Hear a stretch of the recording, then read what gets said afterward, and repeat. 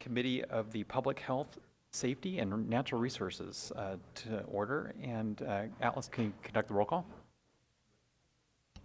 Supervisor Williams? Here. And Chair Jurdy. Here. Okay. Well,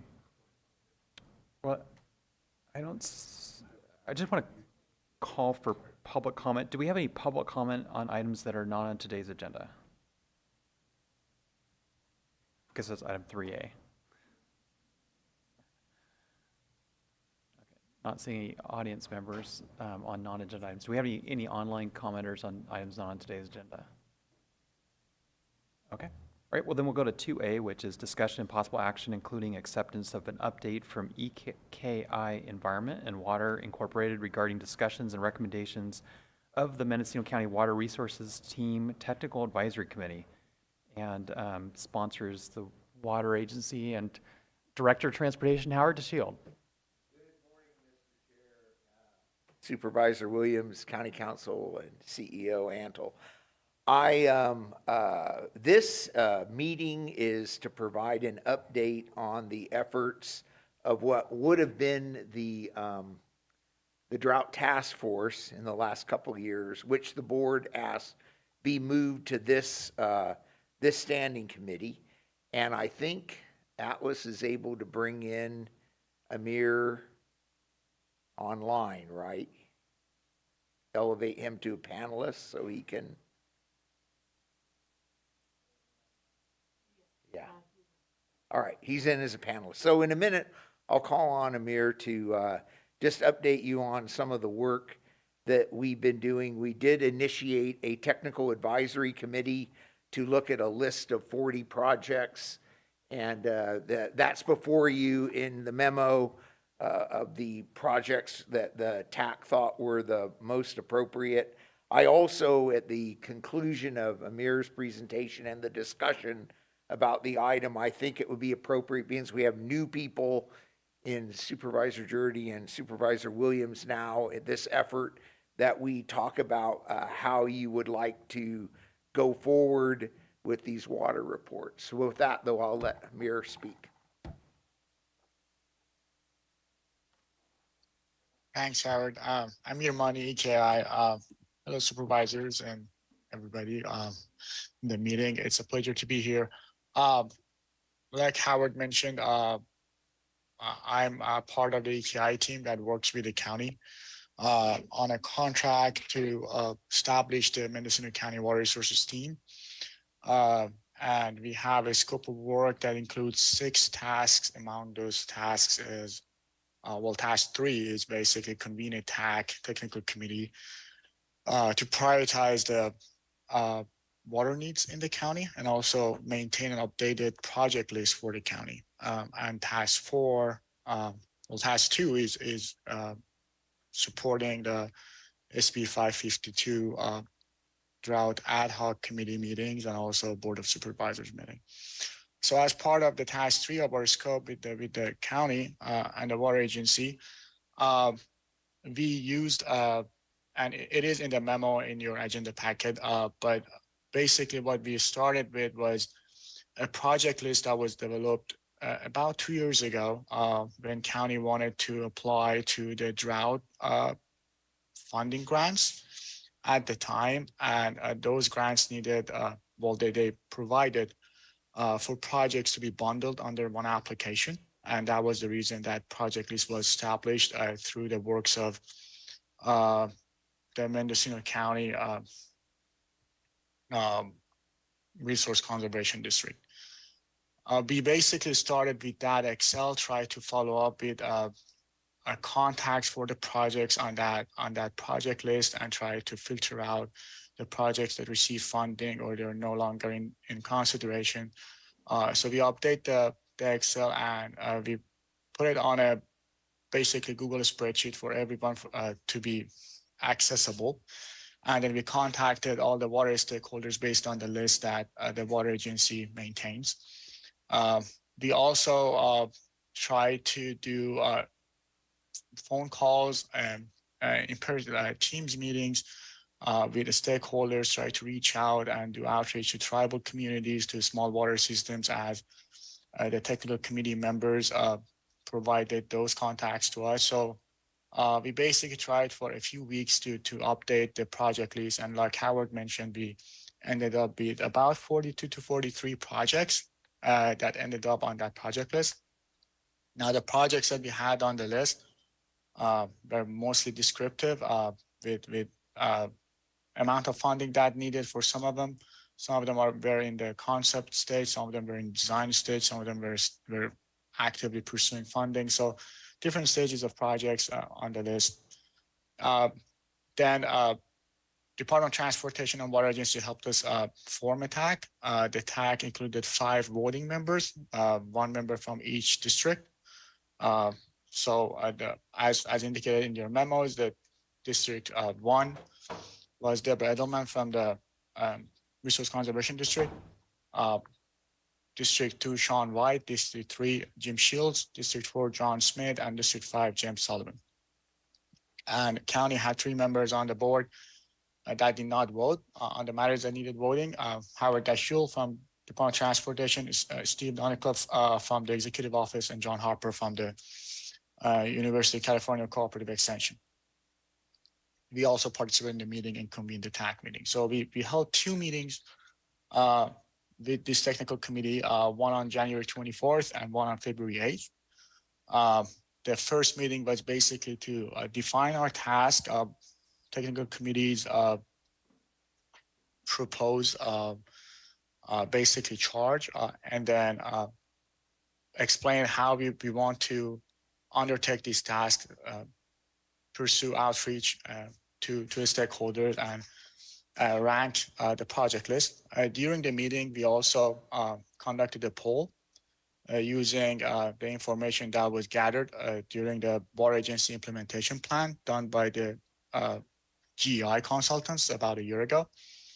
And we asked the committee members on the TAC to vote their priorities based on those goals that were set for the Water Agency. So we wanted to use that poll to basically score and rank the projects that we received in the project list.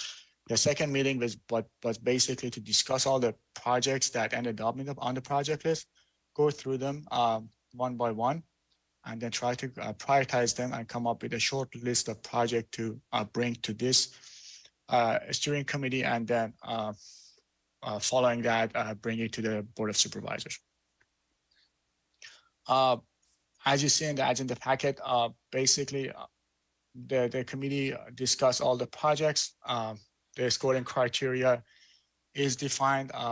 Like we had 10 criteria to score the projects. We basically went by the poll results from the TAC members, and what ended up being was TAC members actually agreed with almost all the ranked projects, like the way they were sorted.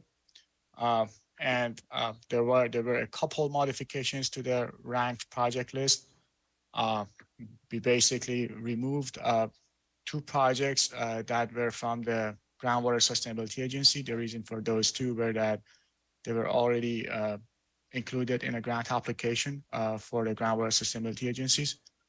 And we basically, and the TAC decided to prioritize one project that was countywide over another project. So that one ended up as the 10th project on the list. So the list that you have in front of you is a prioritized ranked list 1 through 10 from the 42 projects that we had. Our scope allows us to work on up to 5 grant applications. The reason that we have 10 in front of you is that some of these projects are not as detailed. A couple of them are from the 2021 list.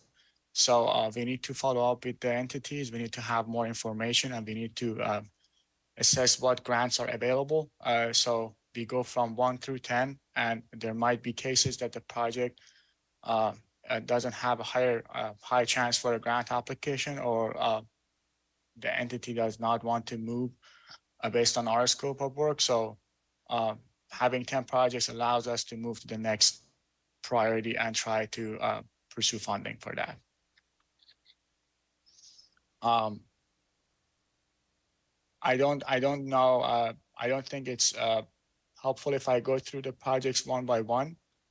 But the list of projects, just to add, is still maintained online, and we plan to update that list frequently throughout our scope of work with the county, and hopefully the water agency would continue that when they take charge of the Mendocino County Water Resources team. Our scope and plan is, if everything goes as directed, we will start contacting the entities and the lead agencies for these projects. And with the help of them, hopefully we provide up to 5 grant applications that would provide funding for these prioritized projects.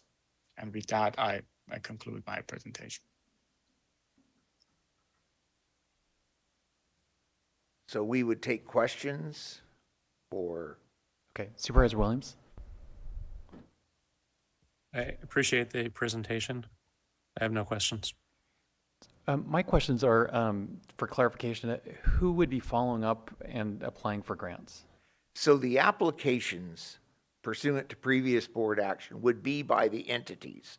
The board, however, did identify the funding for this EKI contract, which includes technical assistance in writing the grants. At least 5 of them are in the scope.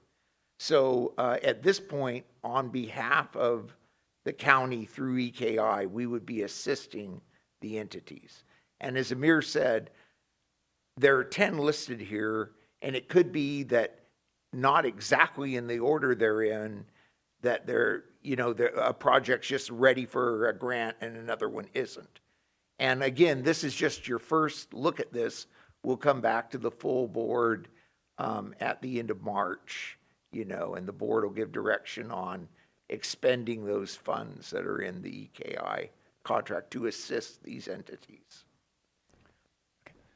Part of my thinking is that there's never enough money for infrastructure. Right. But I think at this time, there seems to be more money from the state in the last few years than there has been in previous decades for water projects. But that said, there's still never enough. And one source of funds that I don't feel we've fully gone after is federal community development block grant funds. And it's fairly cumbersome, fairly bureaucratic grant program. It's federal funds administered by the state, so you've got 2 levels of bureaucracy, but it is a routine available every single year. Every year, every city and every county can apply for 2 technical assistance grants, which are projects like this. And there's a small local match. I think it's 15%, 85% from the feds. And then in addition to that, once you have a plan that was funded through the technical assistance program, you can sometimes use other funds for the program to then fund the implementation. So there's 2 levels of sources of implementation funds. One is a competitive grant, which is really hard to get because you almost have to be targeting, almost like a poverty, community, which is like homeless services or something really limited. But if you can create, I believe, at least in the past, you were able to set aside, say, 10% of the funds for a non-competitive but eligible activity, which just means over half are low income. Well, we can pick out census blocks or cities or special districts that probably all over this county that would have over 50% low income, just not 99%. And so if we can use that program more effectively than we have to date, get, say, the 10% set aside, which is not enough to truly implement a project, then take the competitive money and maybe get a business revolving loan fund. When the money is paid back, it's called program income, and then you take that program income and you can more fully fund that non-competitive but eligible activity. So I'm just saying that there are other grants that are not specific to water or specific to roads and it's the community development block grant. And I've been advocating that we move that over to the executive office out of planning and building. If we were more effective with that community development block grant program, this list of projects, we could perhaps fund 1 or 2 projects over time out of that what is really an annual revenue stream from the federal government if we were more active with that community development block grant program. We could also potentially fund county road projects. Not a lot of money, but it would be at least a constant small stream of funds. So I just wanted to advocate that we have sort of a global view of grants and not limit our scope to just looking at grants that are advertised as water grants, because there are other grants from the state and feds that could potentially fund some of these projects. Okay, well, I will in a minute find out if Amir's for me. It's CDBG, right? That's what you're talking about. And my experience with that is a couple of times planning and building has approached me to scope out a road project. And just FYI, we've never been successful, but I have worked out the cost to do a road project. Amir, have you ever worked with CDBG to fund projects like these? And what were the grant sources you thought might work for some of these?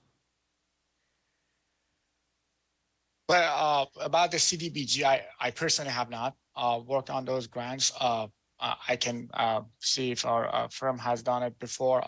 But to the point of the supervisor, like we will look at all grant opportunities, even if they're not water, to see if a project is eligible. That part basically comes into play by talking to the lead agency and see basically what, because administration of the grant is a big part of the decision.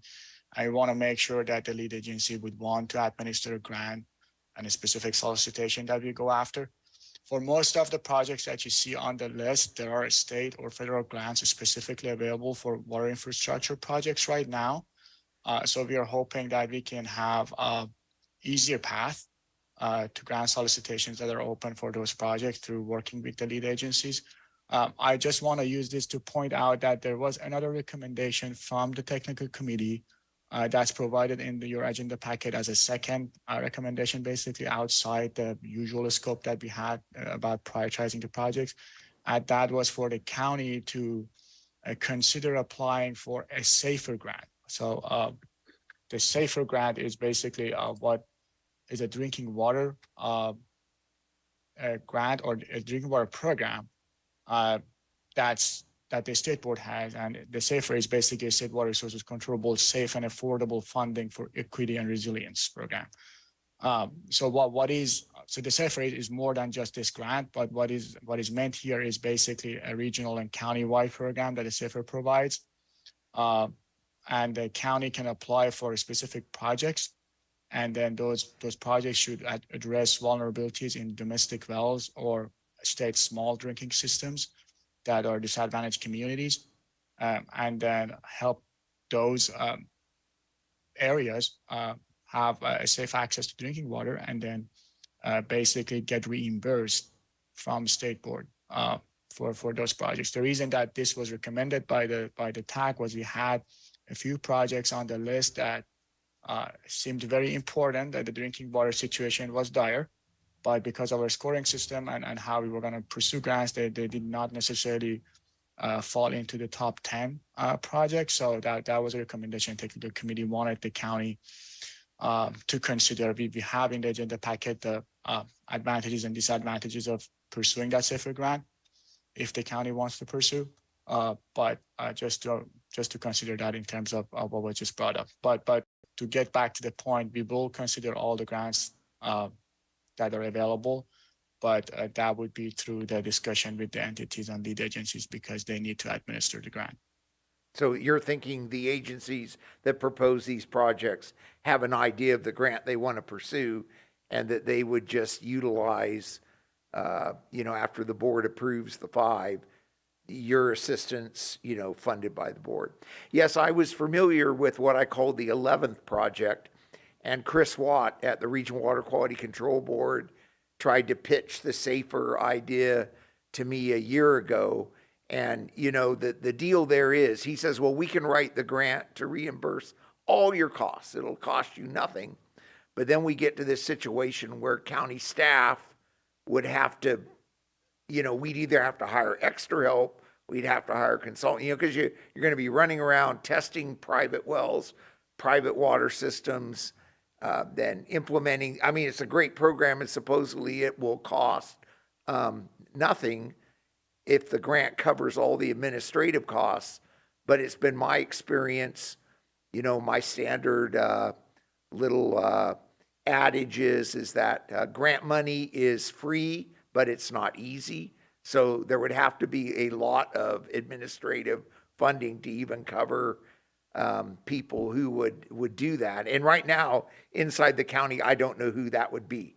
I don't think it could be me and Amber running out testing wells. So, We either got to hire somebody.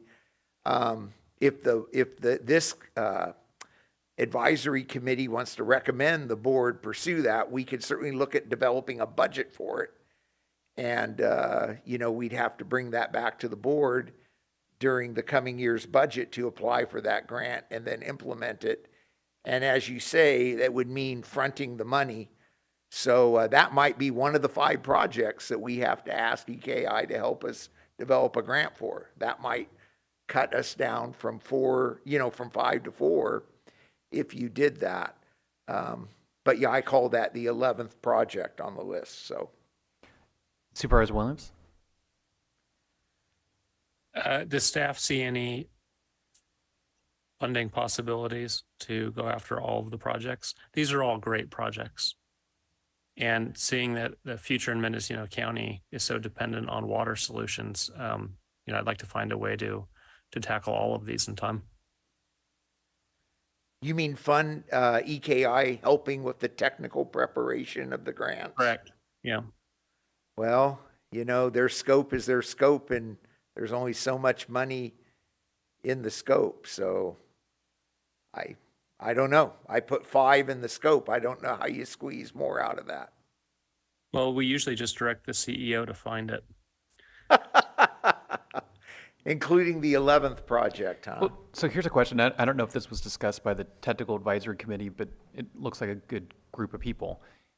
I'm just curious if the county paid half the cost of the grant applications, would all of the agencies that would receive these funds pay the other half of the grant application costs? Well, that is certainly a discussion for your board at the end of March.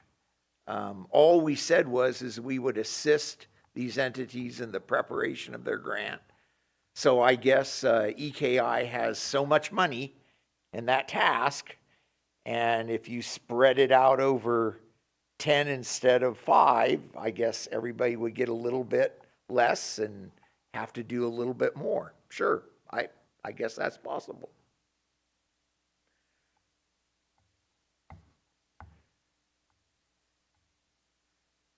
I just wanted to add that one of the projects on the list, and that's it's a tribal project. Let me just read the name of it so you can. It's the Ackerman Creek Floodplain Management and Groundwater Recharge Project. That's for the Pinoleville nomination. I just heard from their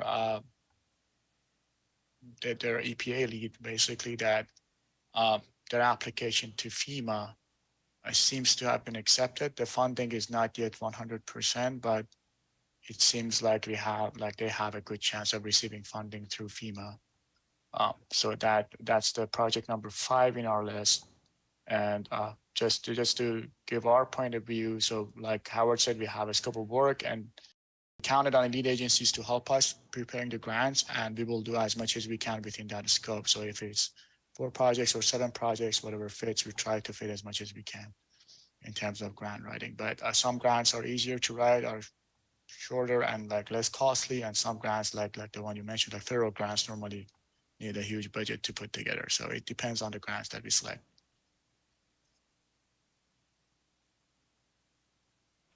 Okay, well, looking at staff, what are they looking for from the committee?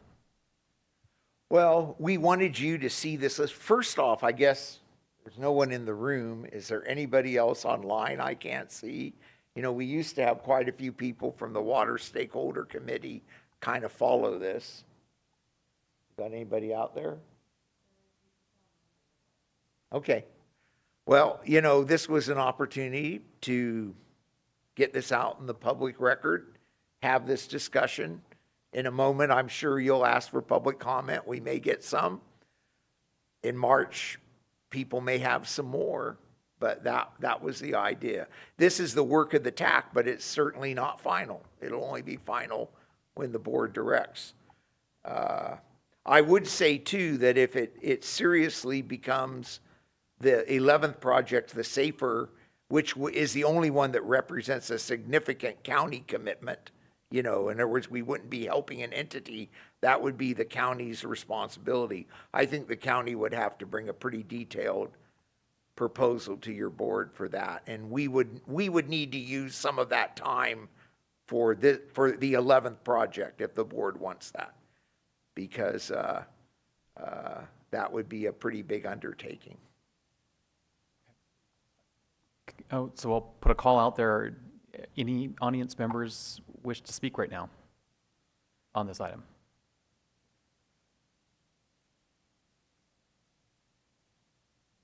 Okay, no hands raised. All right. Well, thanks, Howard, and thanks, EKI and the ATTAC. Go ahead. I'd like to talk a little bit more if I could. I'm really glad Darcy left a bunch of cards up here. When I get people angry about potholes, I'll have these to pass out. Anyway, what I wanted to discuss is the drought ad hoc, or not ad hoc anymore, the drought task force under SB 552 needs to meet and be an active group. And, you know, last year, this committee was meeting every 2 months. It looks like they meet every month now. I think that's probably more than we need.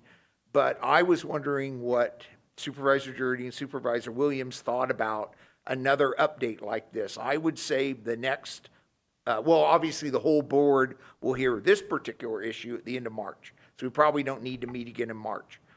But the other item we're working on is the direction of the board, which was to put together a Mendocino County water resource team.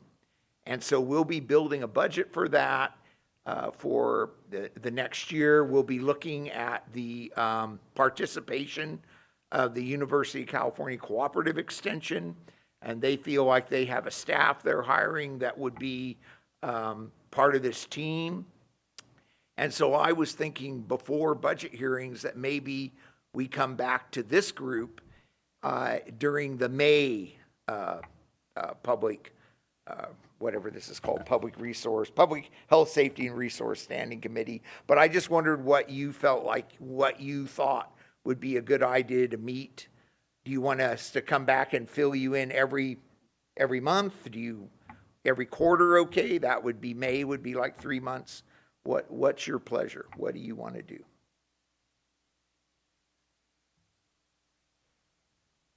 Well, for clarification, the law requires the drought task force to meet at least quarterly. Is that it? Well, I'll let county counsel. He thinks maybe just once a year is enough. I mean, we could be done right now.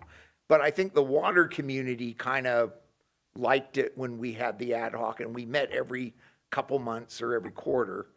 I think this task force, drought task force, is supposed to be for all the water entities in your county. It's not really just about county government. Mm-hmm. At least that's my understanding, but I'll let county counsel weigh in on that. So, well, just if I could ask, could the technical advisory committee also function as the drought task force, or does it need to be a committee of the board of supervisors? Question for legal counsel.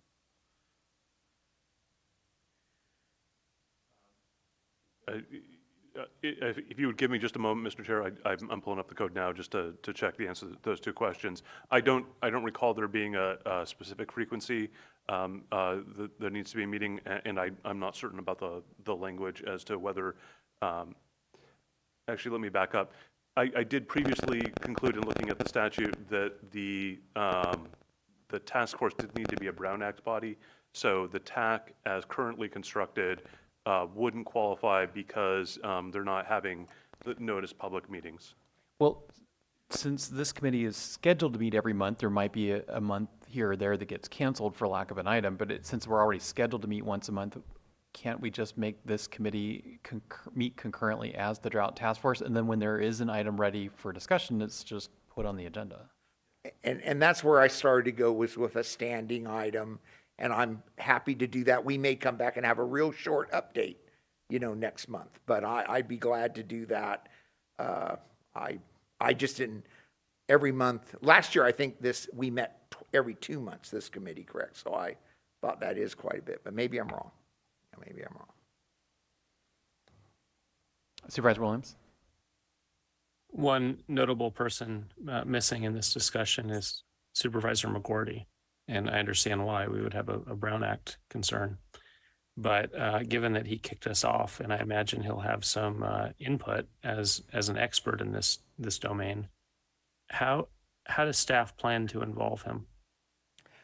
Well, anyone can attend the TAC meetings, and he was invited. I don't think he was able to attend, though. I think he just had a conflict. Okay. But he will, obviously, when we bring this to the full board, he'll get an update. And when we bring back the proposal during budgets for the McWirt, I call it, the Mendocino County Water Resource Team, he'll obviously hear it along with your board, your full board. If I may, Mr. Chair, I might suggest it may be better to have supervisors not on this committee participate at the board level so that we don't run into an issue of there being essentially a serial meeting before we get to the board. Right. So, So I think the logical thing is it's a standing item on the agenda, but there may be no report in some months, and there could be months where this committee, meeting gets canceled. okay, So if that's enough for that item, that works for me.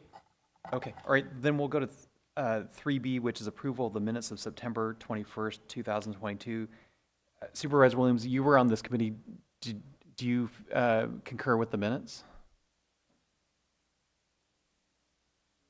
It's a long time ago. Or you weren't, who was on the committee last year? Oh, so we're both new to this committee. All right. So what'll happen is, you join a board and there's other people who were on the board and they say they read the minutes, it looks good to them, and then you can still vote to approve it because you had other people vouching for the minutes. So what do we do here? I think the chair summarized it nicely. Really your discretion as to how you'd want to proceed. If you'd like to have one or both of you review the video from the meeting in advance, that's fine. Alternatively, the way your rules are written, there's kind of a presumption that the minutes prepared by the clerk are accurate. So if you wanted to vote to approve as is, that would be all right too. Move approval. Okay. I guess second, and all in favor? Aye. Aye. Okay. All right. Are there any announcements?